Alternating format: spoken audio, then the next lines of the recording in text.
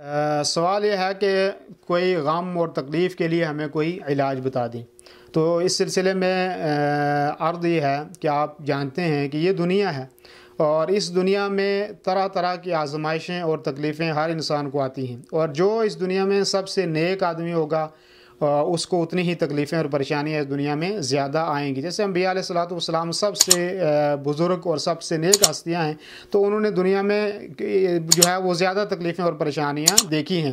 اور اسی طریقے سے ان پریشانی جو ہمیں پریشانی یا تکلیفیں آتی ہیں اس کے اوپر اللہ رب العالمین نے ہمیں اجر کا وعدہ کیا ہے، ثواب کا وعدہ جو ہے وہ کیا ہے۔ تو آدمی کو اس میں دل کے اندر یہ بھی رکھنا چاہیے کہ یہ جو تکلیفیں اور پریشانیاں ہمیں مل رہی ہیں، اللہ رب العالمین اس کے اوپر ہمیں اجر دے گا۔ اور ایسے ہی جو ہے اس کے علاج کے سلسلے میں یہ ہے کہ آدمی اللہ کی ذات کے اوپر ایمان لائے اور اچھے عمل کرے۔ تو جو آدمی اللہ کی ذات کے اوپر ایمان لاتا ہے اور نیک عمل کرتا ہے تو اس کی وجہ سے اللہ رب العالمین کہتا ہے کہ اس کی زندگی کو اللہ بہتر کر دیتا ہے۔ اللہ رب العالمین نے قرآن میں سورہ النحل کے اندر فرمایا من عمل صالحا من ذکر او انثى وهو مؤمن، کہ وہ آدمی کے جس نے نیک عمل کیے، چاہے کوئی وہ عورت ہے چاہے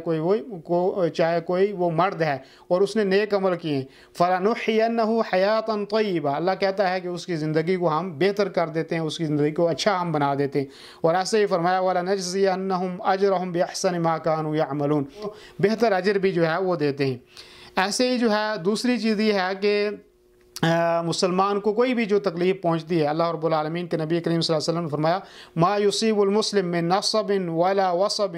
ولا هم ولا حزن ولا اذى ولا غم حتى الشوكة يشاكها الا كفر الله بها من خطايا، کہ کوئی بھی مومن جس کو کوئی تکلیف پہنچتی ہے یا کوئی غم پہنچتا ہے یا کوئی دکھ پہنچتا ہے یا کوئی تکلیف پہنچتی ہے، حتیٰ کہ اگر کانٹا جو ہے اس کے جسم میں کوئی چبھ جاتا ہے تو اس کی وجہ سے بھی اللہ رب العالمین اس کے گناہوں کو معاف جو ہے وہ کرتا ہے۔ تو یہ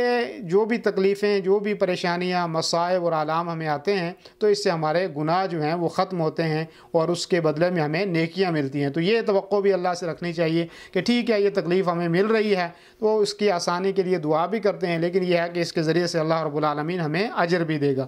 ایسے ہی جو ہے یہ بھی آدمی کو سمجھنا چاہیے کہ یہ دنیا جو ہے وہ فانی ہے، اور اللہ رب العالمین کے نبی نے فرمایا کہ دنیا سجن المؤمن و جنت الکافر، دنیا جو ہے وہ مومن کے لیے قید خانہ ہے اور کافروں کے لیے یہ جنت ہے۔ تو یہ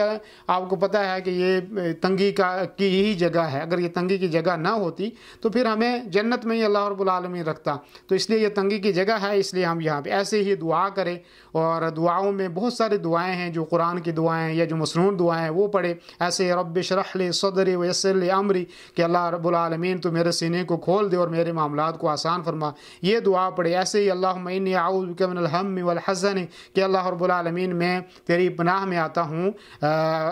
جو ہے دکھ سے، تکلیف سے اور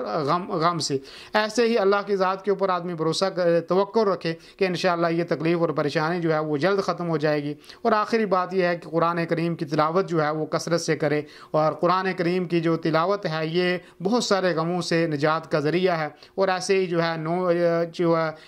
ساتویں چیز یہ ہے کہ نبی کریم صلی اللہ علیہ وسلم پر کثرت سے درود شریف پڑھے، کیونکہ کثرت سے نبی صلی اللہ علیہ وسلم پر درود شریف پڑھنے سے بھی جو ہے وہ ہمارے